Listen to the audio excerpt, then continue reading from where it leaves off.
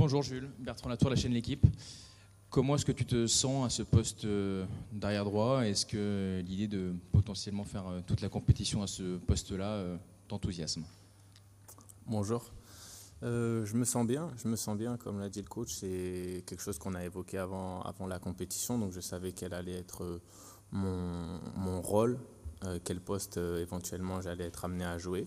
C'est quelque chose que j'ai accepté et j'en suis plutôt content. Je suis content de la qualification et du match, bien que à titre personnel, forcément, il y a encore des choses à améliorer, mais je prends confiance à ce poste. Bonjour, Hugo Delon du journal L'Équipe. Benjamin Pavard a occupé ce poste-là pendant quasiment 4 ans, de manière quasiment continue. Comment vous gérez la concurrence entre vous? Est-ce que vous en parlez? Est-ce que lui vient te parler du poste particulièrement? Première question. Et tu parlais d'axes d'amélioration à ce poste-là. Est-ce que tu peux nous préciser lesquels? Merci. Bonjour. C'est une concurrence tout à fait saine. Hein. On est amené des fois, bien évidemment, à discuter. Après, on essaie d'apporter chacun le maximum à l'équipe quand on est amené à jouer. Et puis après, c'est le coach qui prend les décisions. Bien que ça ne soit pas notre poste de prédilection et peut-être le poste où on est le plus à l'aise. C'est le poste auquel on est amené à jouer. Et je pense qu'on le fait avec le maximum d'envie, à chaque fois avec l'idée d'apporter à l'équipe. Et sur la deuxième, c'était quoi la deuxième? Ah oui, et pardon, les axes de progression, je pense que c'est essentiellement sur l'apport offensif. Je pense que avoir un peu plus de justesse technique, notamment sur le dernier match où j'ai perdu quelques ballons, on va dire un peu faciles. Et puis après, c'est toujours communiquer avec mes partenaires pour avoir le plus de repères possible. Ce qui a été facilité avec le fait que je joue avec Ousmane et qu'on se connaisse bien. Bonjour Jules. Louis Vix, Infosport Plus, Canal. On sent une vraie sérénité, une vraie force collective, que ce soit sur le terrain ou en dehors depuis le début de cette compétition. Est-ce que vous pouvez nous parler justement un peu de la vie de groupe, de l'osmose entre les plus anciens et la nouvelle génération dont vous faites partie? Merci. Bonjour. Je pense que la vie de groupe est très très importante et ça se passe vraiment très bien. C'est vrai qu'il y a une partie très jeune dont je fais partie et une partie, on va dire, avec un peu plus de vécu, mais le mix des générations se passe super bien. Tout le monde a la possibilité de s'exprimer, donner son point de vue, des conseils, ça rigole beaucoup, tout en étant très sérieux quand il faut travailler. Donc c'est vraiment un plaisir de faire partie de ce groupe où il y a vraiment une très bonne ambiance et je pense que ça impacte forcément et ça joue sur le fait que derrière on puisse être performant, bien que forcément il y ait des affinités, mais ça aide toujours quand il y a un groupe qui est qui s'entend aussi bien à l'extérieur que sur le terrain. Bonjour Jules, Damien Degor, L'Équipe, là dans l'axe. Tu évoquais le côté droit. Sur le côté droit, il y a ta relation avec Ousmane Dembélé, mais il y a aussi Antoine Griezmann, qui est l'une des trouvailles de cette Coupe du Monde. Est-ce que toi, qui as l'habitude de le fréquenter en Liga, tu es surpris par le rendement d'Antoine à ce poste de milieu relayeur? Et est-ce que quand on est latéral droit et qu'on joue avec un joueur comme Antoine, milieu relayeur, il y a quand même quelques réglages à opérer? Bonjour. Surpris, non, parce que je pense que c'est un joueur qui a une qualité technique qui lui permet de jouer à tous les postes et de s'en sortir à tous les postes et ça nous facilite beaucoup dans le jeu.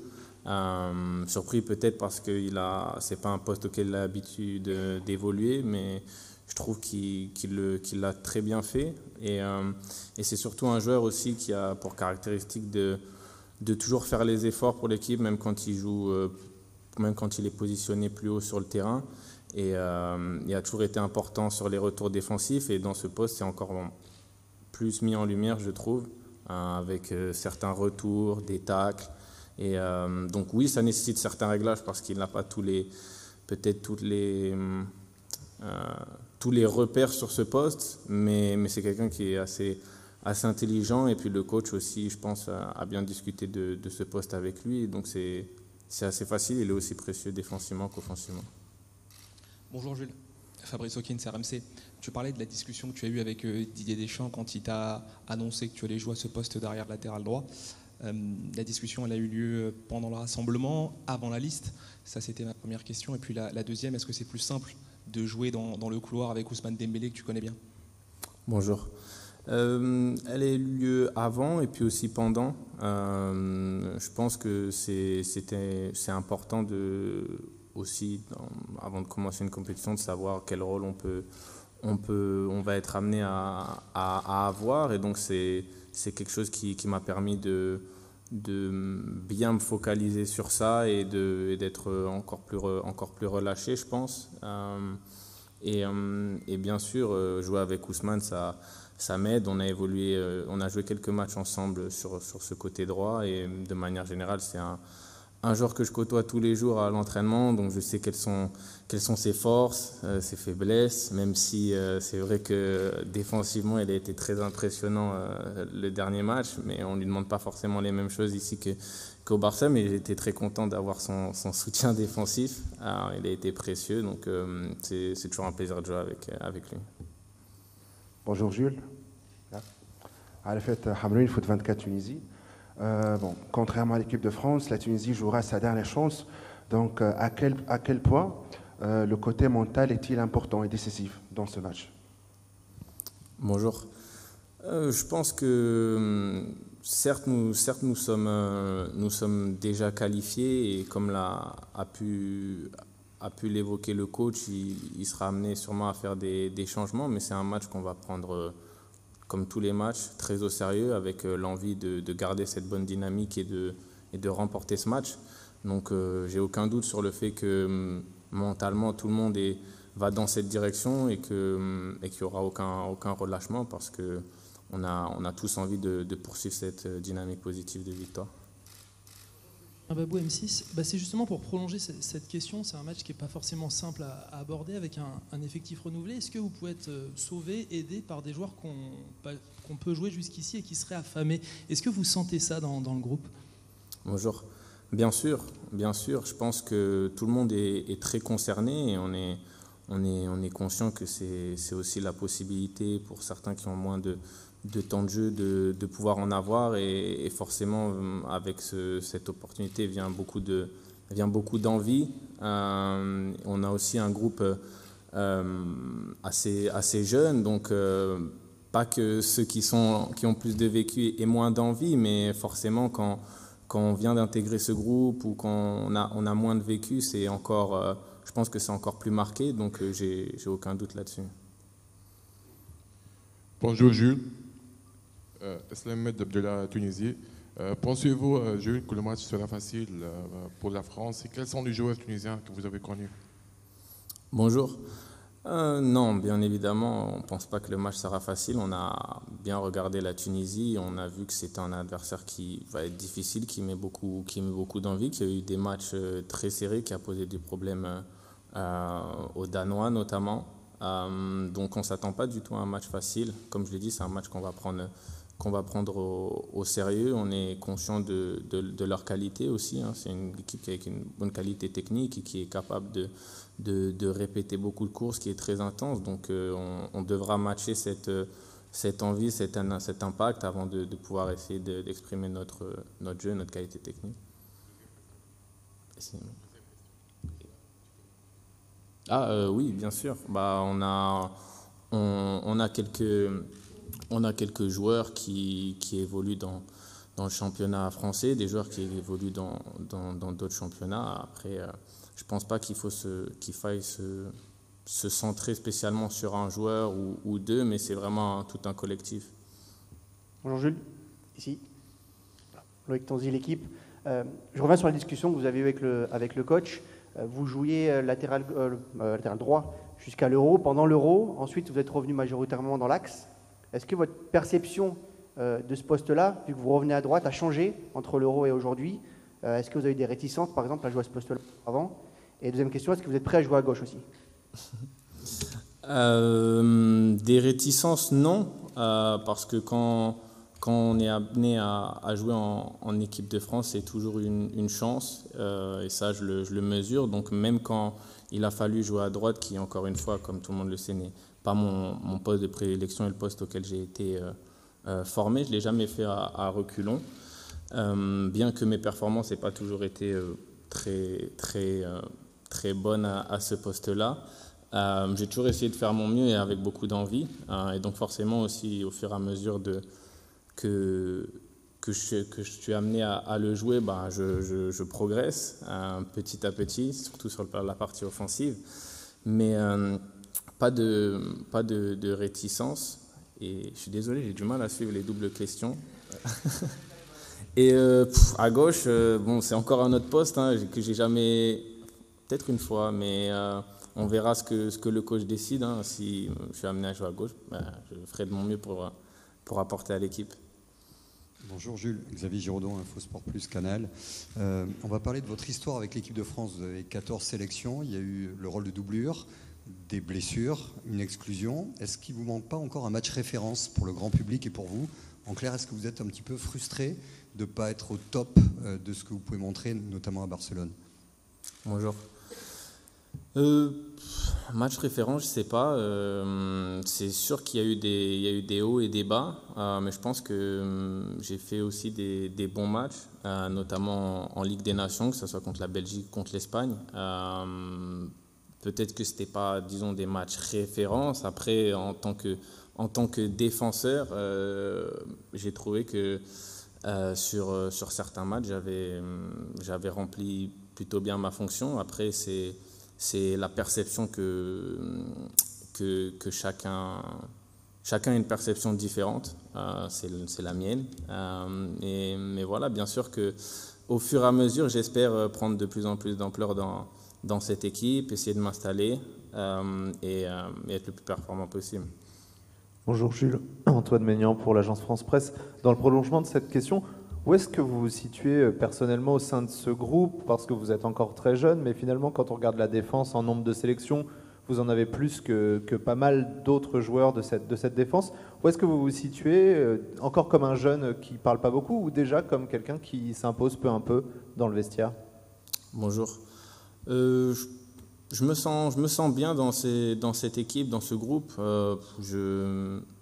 Je ne mets pas de statut, peu importe le nombre de sélections. Je pense que c'est justement un groupe. La force de ce groupe, c'est que tout le monde, comme je l'ai dit, est amené à pouvoir s'exprimer et être écouté le moment venu. Donc, bien que je sois relativement jeune, c'est vrai que j'ai quand même un petit vécu avec l'équipe de France et donc j'hésite pas si j'ai des choses à faire passer à le dire. Bonjour Jules, Xavier Montferrand de Radio France. Petite question un peu sur la Coupe du Monde. Est-ce que vous avez suivi les matchs depuis le début de cette Coupe du Monde? Est-ce que vous avez regardé vos potes espagnols, notamment face aux Allemands? Qu'est-ce que vous pensez un peu de ce début de compétition? Est-ce qu'il y a des équipes qui trouvent grâce à vos yeux? Est-ce que vous avez regardé un peu vos potentiels futurs adversaires? Enfin voilà, quel est un peu votre regard sur ce début de mondial? Oui, bien sûr. J'ai essayé de suivre les matchs quand c'était possible. Je trouve que il y a beaucoup de groupes très serrés, beaucoup de matchs très accrochés, des potentiels favoris ou des équipes qui étaient sur le papier potentiellement supérieures, qui se sont fait accrocher aussi. Donc je trouve que c'est très intéressant, ça ramène je trouve ça intéressant, je trouve que c'est un plus, que des équipes qu'on n'attendait pas forcément, qu'il y ait des surprises. Je trouve que c'est une bonne chose. Et puis après, je ne vais pas vous citer certaines équipes particulières, mais oui, j'ai regardé l'Espagne, bien évidemment, puis j'ai quelques coéquipiers qui y jouent. Donc voilà, je suis attentif un peu à toutes les équipes. Bonjour Jules, ici Baptiste Després, Le Figaro. Est-ce que tu regardes un peu ce qui se dit autour de l'équipe de France, autour de toi, de tes prestations? Est-ce que tu lis, t'écoutes ou tu regardes des choses? Est-ce que tu as fait passer un peu des messages à ton entourage pour ne pas recevoir telle ou telle info de ce qui se dit de toi pendant la Coupe du Monde? Bonjour. Oui, je lis, je regarde, j'écoute, parce que j'aime bien être informé. Après, la critique, ça fait partie de notre métier. Faut l'accepter. Bien évidemment, c'est mieux quand elle est constructive, mais je le vis bien. C'est pas quelque chose qui que je vis mal. Et après, concernant mes proches, évidemment, des fois, ça peut amener à toucher nos proches plus que nous-mêmes, puisque nous, on est vachement plus habitués, on prend ça moins à cœur. Mais pour l'instant, ça va bien. Hein, ça va bien. Non. Bonjour Jules, juste devant toi. Julien Thomaville et DNA. Tu as été averti contre le Danemark. Donc tu es sous la menace d'une suspension en cas de deuxième carton jaune. Comment on gère ça si tu devais amener à jouer contre la Tunisie, un match qui n'a pas, c'est pas qu'il n'a pas de valeur sportive, mais en tout cas voilà, qui en a peut-être un petit peu moins. Ou est-ce que tu préférerais peut-être passer ton tour pour te préserver pour les week-ends? Si le coach me met sur le terrain, je jouerai et je ferai le maximum pour bien performer et puis aussi pour bien évidemment éviter de prendre un carton jaune. Ça requiert un peu plus d'attention peut-être, mais c'est pas pour ça que si je suis amené à jouer, je jouerai avec le pied levé. Bonjour, Nicolas Le Gardien de Sud-Ouest, ici à ta gauche. Ah, pardon.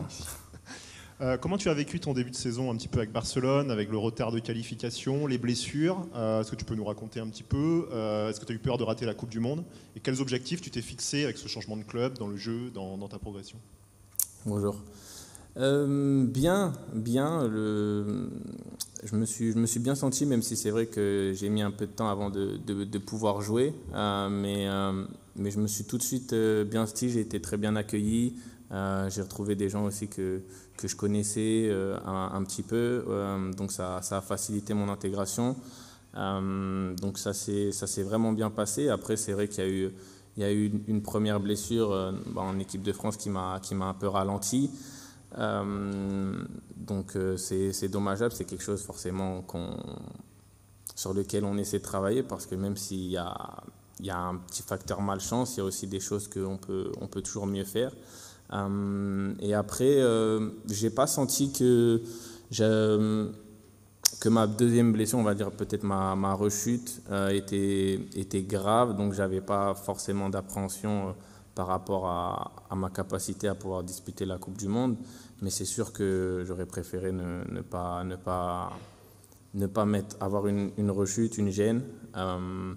Mais globalement, j'ai fait ce choix parce que j'avais envie de jouer de plus grandes choses, d'aspirer à gagner des titres. Pour l'instant, ça se passe plutôt bien, même si effectivement en Ligue des Champions, malheureusement, on n'a pas réussi à se qualifier, ce qui reste un échec compte tenu de l'équipe qu'on a et de l'ambition qu'a ce club et le groupe aussi. Mais il reste encore beaucoup de belles choses à jouer, notamment la Liga qui reste notre objectif premier. Donc très, très content. Abdelrahman Lach de la télévision nationale tunisienne. Est-ce que vous appréhendez ce match, surtout que la Tunisie est condamnée à une réaction? Dans quel état d'esprit l'équipe de France va aborder ce match, suivant ces conditions? Bonjour. Bonjour. Comme je l'ai dit, l'équipe de France va aborder ce match avec beaucoup de sérieux, beaucoup d'envie, l'envie d'aller gagner et de faire 9 sur 9. Et c'est tout, hein. C'est tout, beaucoup d'envie, beaucoup de sérieux et l'envie de gagner. Jules, bonjour, Clément Grèce, beIN Sport. À quel point c'est incroyable de vivre une Coupe du Monde avec l'un de ses meilleurs amis, en l'occurrence Aurélien. Quand on a des souvenirs de gosse à se raconter, comme c'est le cas pour Dembélé et Upamecano par exemple, ça doit quand même être quelque chose d'assez exceptionnel, de vivre ça avec quelqu'un dont on est aussi proche, non? Bonjour. Oui, c'est sûr, c'est encore plus spécial de pouvoir le partager avec un proche, avec un ami, quelqu'un avec qui on a fait ses classes, même si on a une petite différence d'âge, on a beaucoup évolué ensemble à Bordeaux. C'est pas forcément quelque chose dont on parlait quand on était plus jeune, on va dire, mais forcément, au fur et à mesure que chacun franchit les étapes, change de club, c'est quelque chose qui commence à venir dans nos têtes, et donc c'est vraiment beau. Ça rend ces moments encore plus spéciaux, surtout que voilà, on est très proches. On a tout de suite eu